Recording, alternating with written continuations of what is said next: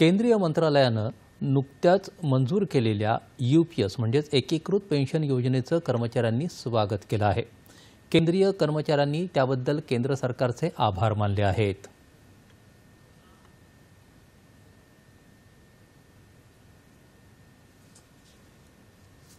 अनेक दिवसांपासूनची सगळ्यांची ही मागणी होती, बऱ्याच लोकांची, की त्यांना फिक्स पेन्शन पाहिजे, जी की NPS मध्ये गॅरंटेड नव्हती।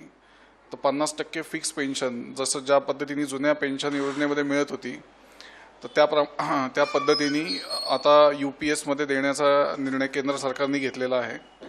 तर बऱ्याच लोकांची जी मागणी होती, प्लस त्याच्यावरती जो मिळणारा DA आहे, जो वर्षातून 2दा मिळतो, तो पण देण्याची व्यवस्था या UPS मध्ये सरकारने केलेली प्रोव्हिजन ठेवलेली दिसते। तर अनेकांची जी मागणी होती ती एका अर्थाने ती पूर्ण झाल्याचं दिसतंय याच्यामध्ये।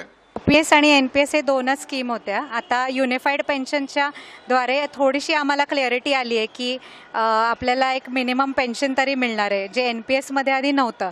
आणि मी ह्याच्यासाठी गव्हर्नमेंटचे फारच आभार मानते, कारण की ह्याच्याने आम्हाला आमच्या रिटायरमेंट नंतर निश्चिंत राहता येईल की आपल्या हातात एवढे पैसे तरी पडणार आहेत।